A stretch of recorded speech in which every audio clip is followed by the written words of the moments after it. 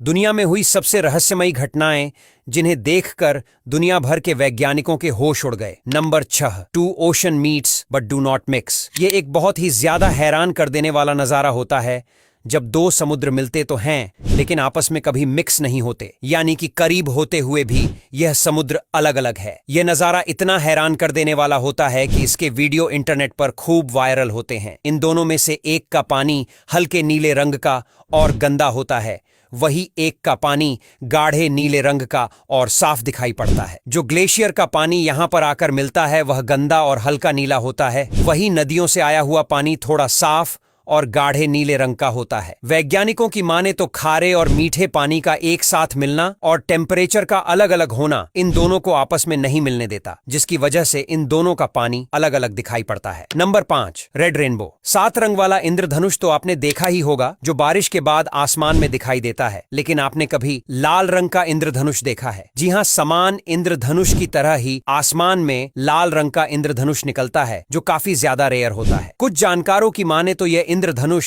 शाम और सुबह के वक्त निकालता है, क्योंकि उस समय सूरज उग रहा होता है या डूब रहा होता है और सूरज की रोशनी पानी से टकराती है, इसीलिए यह आसमान में लाल कलर का दिखाई देता है। और कुछ लोग इस लाल इंद्रधनुष को शुभ मानते हैं, लेकिन वहीं कुछ लोग इस लाल इंद्रधनुष के बारे में यह भी कहते हैं कि यह किसी बड़ी घटना का प्रतीक होता है। Number 4, mystery inside the pyramid. यह तो हम सब जानते ही हैं कि मिस्र में कई रहस्यमयी चीजें और अजूबे हैं, और उन्हीं रहस्यमयी अजूबों में गिजा के पिरामिड का नाम भी शामिल है। इस पिरामिड पर हमेशा से ही वैज्ञानिक नई नई रिसर्च करते आ रहे हैं, और एक रिसर्च के दौरान बहुत ही चौंकाने वाली बातें सामने आई हैं। इस पिरामिड के अंदर एक रहस्यमयी दुनिया छुपी हुई है। गीजा के पिरामिड के नीचे एक खुफिया गुफा है, जिसके अंदर ही अंदर एक जाल फैला हुआ, लेकिन वैज्ञानिक आज तक इस बात का पता नहीं लगा सके हैं कि इन सुरंगों में यह जाल क्यों और किस काम के लिए बनाए गए थे। और यह सुरंग कहीं भी जाती नहीं है, बल्कि अजीबो गरीब ढंग से जमीन में फैली हुई है। आपको बता दें, वैज्ञानिक भी इनके अंदर जाने से घबराते हैं, क्योंकि वैज्ञानिकों का कहना है कि इस सुरंग के अंदर कोई भी रोशनी का इंतजाम नहीं है और वह रास्ता भी भटक सकते हैं। इन सुरंगों में जहरीली मकड़ियों के जाले बने हुए हैं और इसकी दीवारों पर चिमगादड़ भी चिपके रहते हैं। इन सुरंगों के बारे में किसी भी वैज्ञानिक ने कुछ भी नहीं बता पाया है। Number 3, Tunguska event. क्या आपने कभी सुना है कि पेड़ों में भी ब्लास्ट होता है? जी हाँ, ये बात आपको अजीब लग सकती है, लेकिन ये बात बिल्कुल सच है। इस तरह की घटना इतिहास में हो चुकी है। ये बात है 30 जून 1908 की, जब रूस के साइबेरिया के जंगल में पेड़ों में अचानक से ब्लास्ट होने लगा था, और इस तरह की घटना को टुंगुस्का इवेंट के नाम से जाना जाता है। इस ब्लास्ट की चपेट में 80 मिलियन पेड़ आ गए थे, लेकिन इतने बड़े धमाके के बाद भी